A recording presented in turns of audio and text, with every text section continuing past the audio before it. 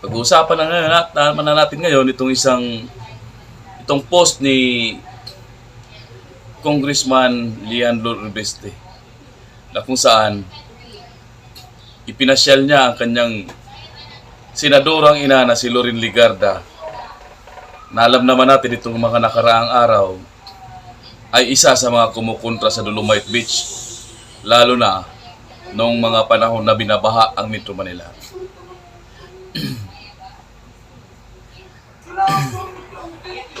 Ipinasyal ni Congressman Leandro Ribeste si Senator Loren Legarda.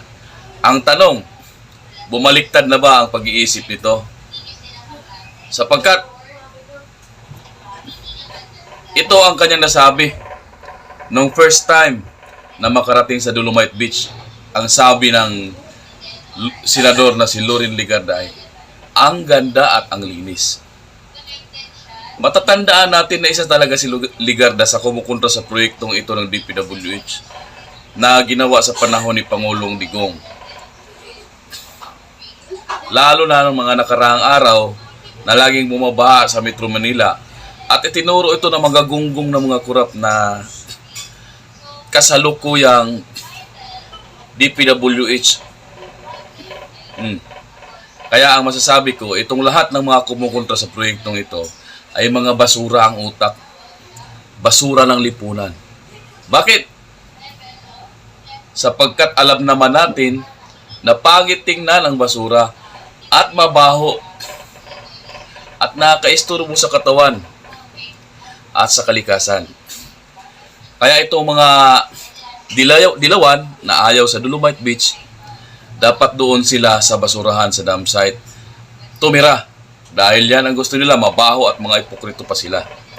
Dahil karamihan sa kanila ay kunwari nagmamahal sa kalikasan, pero ang katotohanan, mas gusto pa nilang masira ang kalikasan kaysa sa makita na gumanda at luminis ang kapaligiran. Kunwari, tanim pa ng tanim ng mga puno para daw sa kalikasan. Pero pagdating dito sa Dolomite, ayaw nila sapagkat alam naman natin ang katotohanan. Ayaw talaga nila maging successful ang kanilang mga kalaban sa politika. Kunwari, makabayan pa mga hinayupak na ito. Pero di bali ng lugmok ang bansa, huwag lang makitang may magandang legacy ang maiiwan ang kanilang kalaban sa politika. Dahil ang gusto nila, lahat ng magandang credit ay sa kanila. Gusto nila sila lang ang laging bida. Ngayon, nakapasyal si Senador Loren Legarda dito sa Dolomite Beach. Ang tanong ko, aayon na ba siya? Hindi na ba siya kukontra sa Dolomite Beach? So basahin natin itong mga sinabi ng kanyang anak na si Congressman Leandro Ribeste. Ito ang kanyang sinabi. Dinala ko ang aking ina para sa kanyang first time sa Dolomite Beach. Ang ganda at ang linis. Buti na lang may ganitong mga pasyalan na bukas para sa lahat ng mga pamilya. Salamat mama sa pagsuporta mo ngayon sa Dolomite Beach. Kita mo? So ibig sabihin,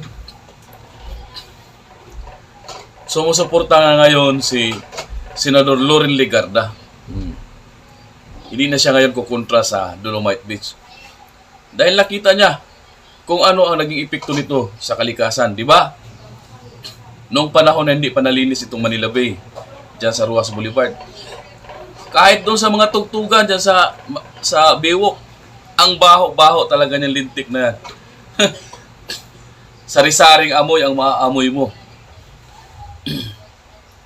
Pero ngayon, dahil minsan na rin ako nakapunta doon, hindi nga ako nakalapit doon. Diyan lang ako sa kalsada, sa taas. Ang ganda, ang linis. Kaya siguro nabighanin na rin si Senador Loren Legarda.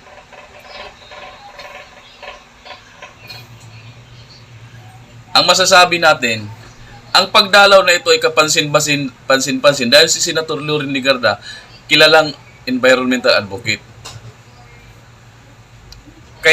Kamakailan lang nagbigay talaga ng matinding pagpuna sa naturang proyekto. Lalo na matapos iugnay ng MMD ang Dolomite Beach sa kalumalalang pagbaha sa Taft Avenue. Oo nga, no? Bakit kaya ng mga tarantadong itong DPWH na ito ang samantalang sila rin naman ang gumawa nito? Ngunit ngayong linggo, si Congressman Libiste mismo ang naghatid sa kanyang ina sa lugar. Isang personal at tahimik na pagkakataon para makita mismo ni Legarda ang estado ng beach, no?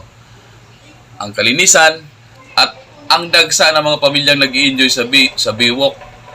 Kita nyo? Ang ganda talaga ng naging resulta sa kalikasan. Napapakinabangan na ngayon ng taong bayan. Hindi katulad ng balik tayo. Hindi katulad ng